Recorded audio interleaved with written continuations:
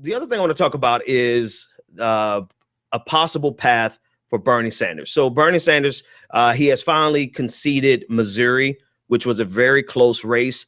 He wanted originally talked about getting a recount. Let's see. But earlier today, he conceded Missouri. And so the big question is, what now? A lot of people are discussing whether or not he actually has the chance to come back. It's a tough road, but there is enough delegates there. The math is in his favor going forward. But Missouri, this is what I want to pull up. This is how close it was in Missouri, and this is why it really, really matters that you never, ever believe that your vote doesn't count. It was 0.2% difference in Missouri, 49.6 for Hillary Clinton, 49.4 for Bernie Sanders. Bernie Sanders lost by less than 1,600 votes. 1,600 votes. That's it. That's the number of people listening, and maybe 10 of your friends. That's enough. That's in your sphere of influence.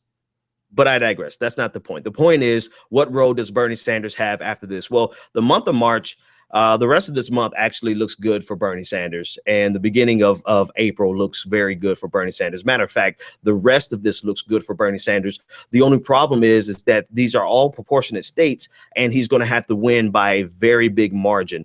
Some of these states he's already looking like he's going to do so. Idaho, Utah, Arizona, Alaska, Washington, Hawaii he's up 7 points in Hawaii. So it's a possibility that could be a little close. Wisconsin, he's up by 13. Wyoming, he's up by 26. So you have back-to-back Bernie Sanders wins. Can he do it? Yeah, he absolutely can.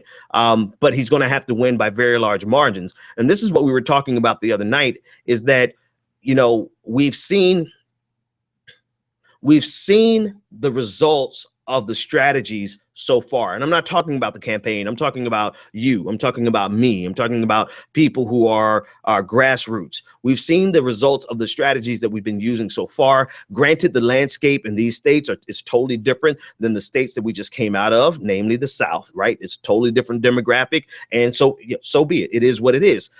He has a lead. He has a commanding lead, but he needs to win by very large margins in each of these states.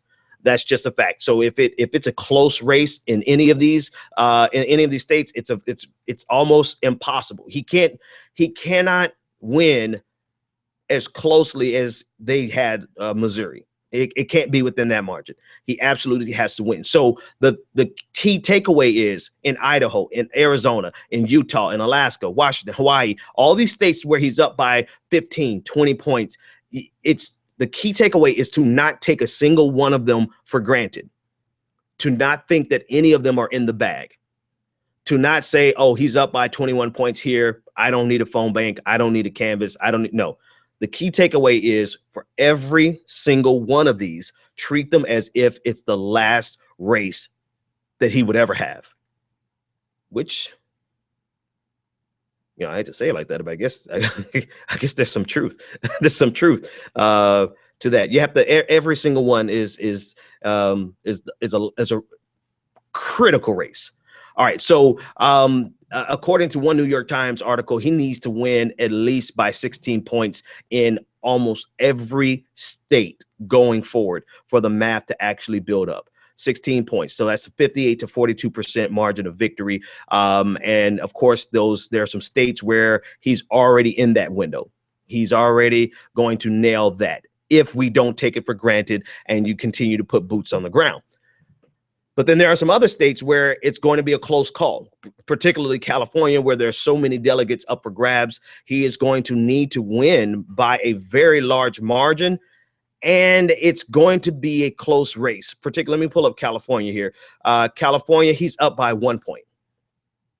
He stands a great chance of winning, but we're not a winner-take-all state. It's not a winner-take-all state. New York, he's up by 2. Those are where the most delegates are. So, if you want to know, does Bernie Sanders have a road? Sanders have a road ahead of him? Yes, he does. But it's a very difficult road, and not a single race can be taken for granted. So while everyone is focusing on California and New York, do not neglect Idaho and Utah. That's the way forward. All right, let me take this caller. Caller, you're live on the air.